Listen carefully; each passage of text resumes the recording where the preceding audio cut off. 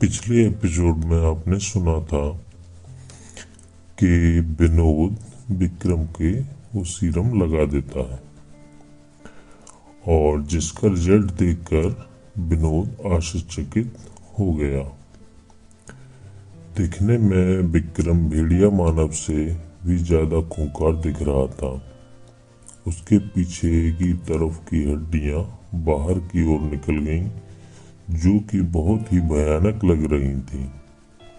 विनोद उसे देख कर कहता है, आज मैंने इसको नया जन्म दिया है। इसकी मदद से मैं इस दुनिया पर हुकूमत करूंगा, लेकिन इससे पहले मुझे इसको कंट्रोल चिप की टेस्टिंग करनी पड़ेगी। फिर विनोद अपने एक यंत्र की सहायता से उसकी कंट्रोल करने लगता है, लेकिन अचानक उसकी चिप काम करना बंद कर देती है और विक्रम उसके कंट्रोल से बाहर हो जाता है। उसके बाद विक्रम लैब से बाहर निकल जाता है। इससे पहले कि विनोद कुछ कर पाता, विक्रम काफी तेजी से वहां से भाग जाता है। उधर अमर अपने कमरे में उस अनजान शख्स के बारे में सोचते हुए कहता है, आखिर वो इंसान है कौन जो मुझ पर इस तरह नजर रख रहा है?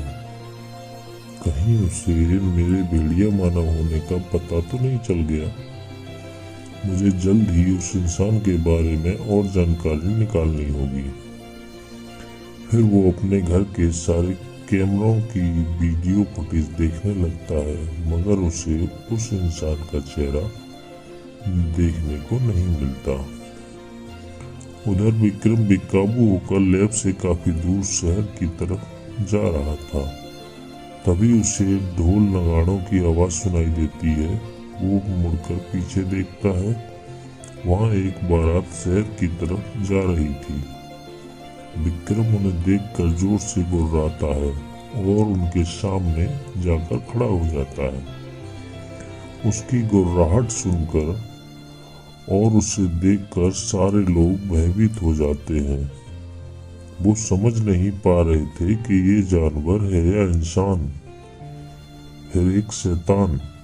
सारे लोग उसे देखकर इधर उधर भागने लगते हैं।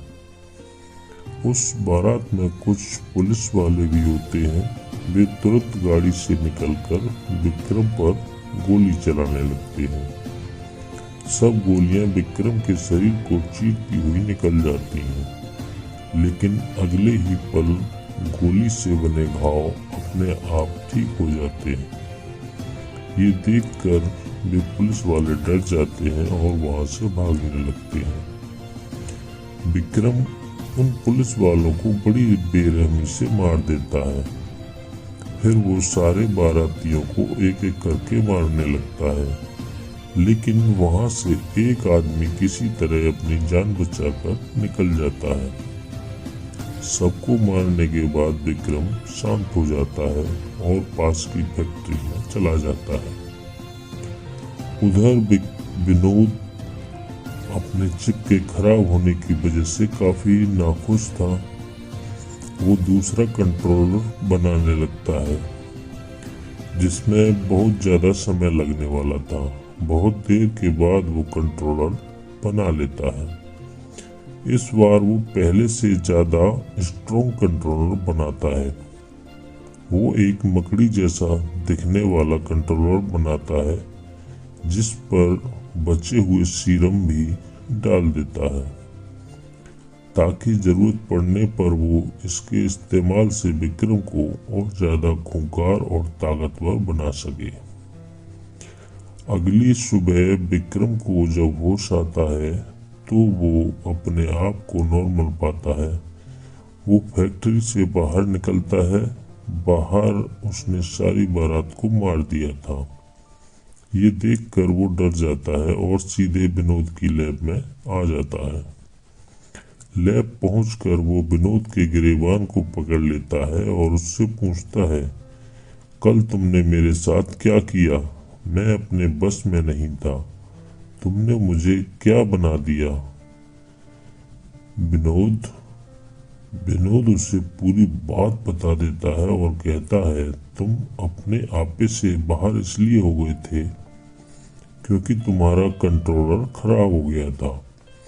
अब ऐसा दोबारा नहीं होगा क्योंकि मैंने इससे भी ज्यादा पावरफुल कंट्रोलर बना लिया है। ये कहकर विनोद उसके गर्दन पर वो नया कंट्रोलर इंस्टॉल कर देता है। फिर उससे कल रात के बारे में पूछता है। विक्रम उसे बताता है कि किस तरह उसने सारे बारातियों को मार डाला। ये सब सुनने के बाद विनोद उसे आश्वासन देता है कि अब ये दोबारा नहीं होगा। विनोद उसे आराम करने के लिए कहता है और उसके घर भेज देता है। विक्रम अपने घर चला जाता है। उधर अमर लैब के लिए निकल जाता है। सब लैब पहुंच जाते हैं। वैशाली कहती है, ये विवेक को आखिर हुआ क्या है? उसके पापा ठीक तो होंगे? हम सबको एक बार उसके गांव जाकर देखना चाहिए। क्या पता उसे हमारी जरूरत हो। उसकी बात सुनकर सब विवेक के गांव जाने के लिए मान जाते हैं और वो छुट्टी के लिए विनोद से बात करने जाते हैं। उधर बारातियों से जो एक आदमी बच गया था वो पुलिस को उस घटना के बारे में बताता है कि कैसे उस शैतान ने उनके सारे लोगों को मार डाला। वो काफी घबराया हुआ और घायल होता है, इसलिए उसे इलाज के लिए अस्पताल भेज देते हैं। उधर विक्रम अपने घर में आराम कर रहा होता है, तभी पुलिस स्टेशन से फोन आता है। उसे उन बारातियों की घटना की जांच के लिए जाने का आदेश मिलता है। वो तैयार होकर वहां के लिए निकल जाता है। विनोद उन्हें छुट्टी देने के लिए साफ मना कर देता है क्योंकि अगर वे विवेक के गांव जाएंगे तो विनोद का झूठ पकड़ा जाएगा और वो उससे तरह तरह के सवाल पूछेंगे। विनोद की लैब से बाहर जाते ही रंजीत सबसे कहता है, हम सबको सर को बिना बताए ही विवेक के गांव जाना होगा। इसके अलावा और कोई रास्ता नहीं है। रंजीत की बात सुनकर सब राजी हो जाते हैं और वो सब विनोद को बिना बताए विवेक के गांव निकल जाते हैं। उधर विक्रम उस जगह पहुंच जाता है जहां पर वो कल रात सारे बारातियों को मार चुका था, जिसमें कुछ पुलिस वाले भी शामिल थे। वहां वो अपने होने का सबूत मिटा देता है और इस घटना को फैक्ट्री में हुई घटना के साथ जोड़कर एक रिपोर्ट तैयार करके जमा कर देता है। उधर अमर और उसके साथी विवेक के गांव पहुंच जाते हैं। वहां वो विवेक के घर पहुंचते हैं, लेकिन वहां पर विवेक नहीं होता। उसके पापा कहते हैं, विवेक तो कई महीनों से घर नहीं आया है और मैं तो बिल्कुल ठीक हूँ।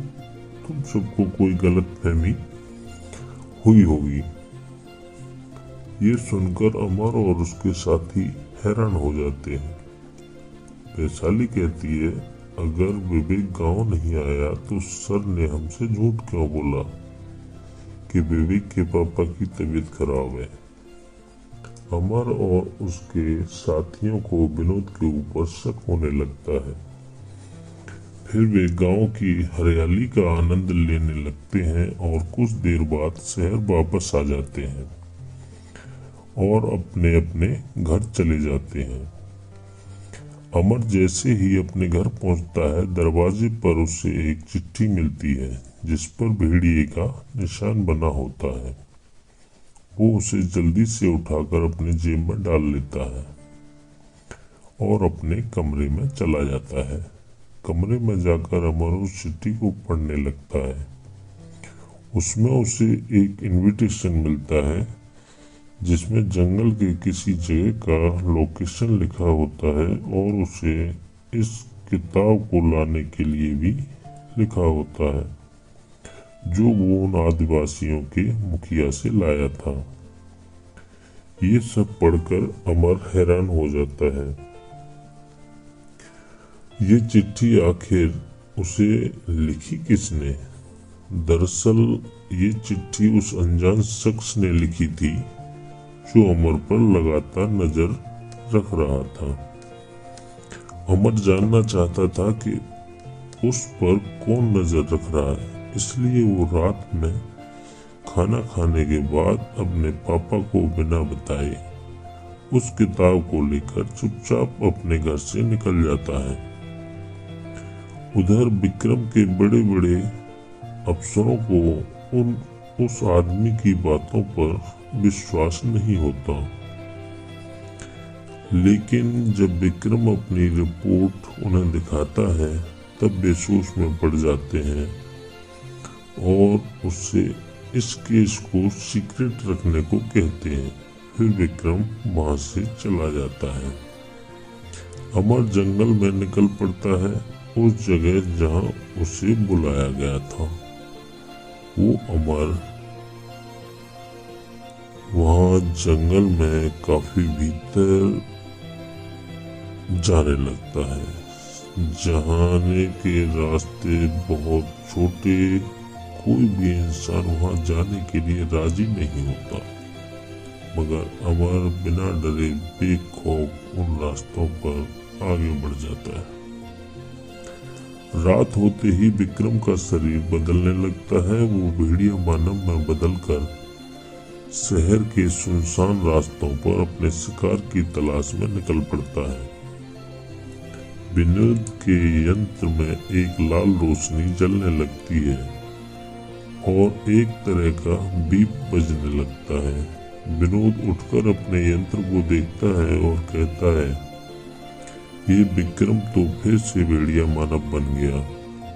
इससे पहले कि इसको कोई देख ले, मुझे इसको कंट्रोल करना पड़ेगा। ये कहकर विनोद तुरंत अपने यंत्र को लेकर लैब की ओर निकल जाता है।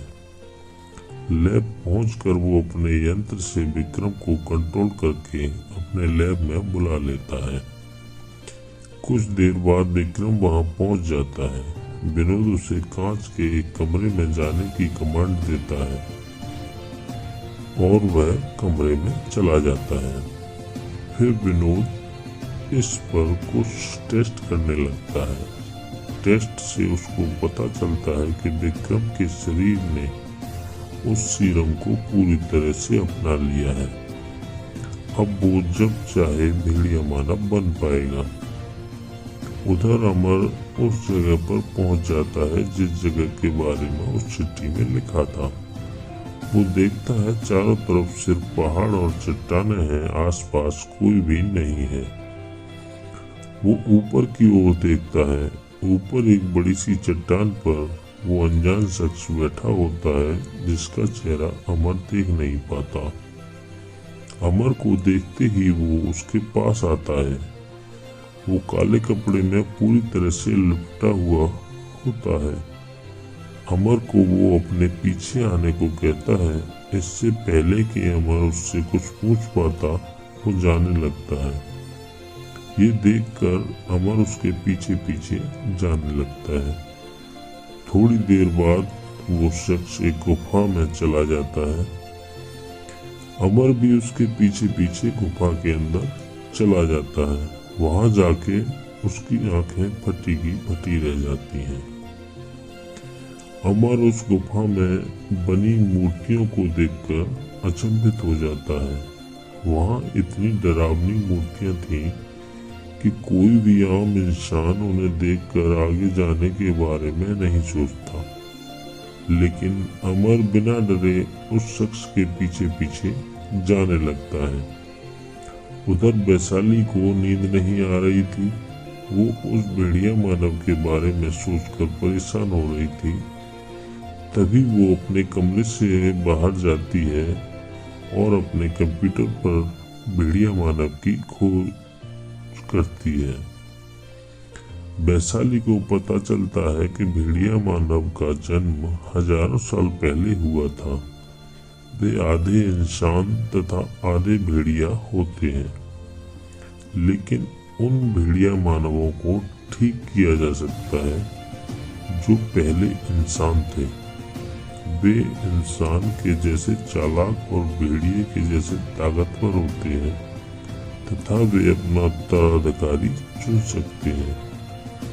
जिनको ये अपना उत्तराधिकारी बनाते हैं उसको बस एक बार काट कर छोड़ देते हैं, उसकी जान नहीं लेते, जिसके बाद वो इंसान हर पूर्णमासी की रात को भेड़िया मानव में बदल जाता है। अब आगे का भाग सुनने के लिए सुनते रहिए भेड़िया मानव।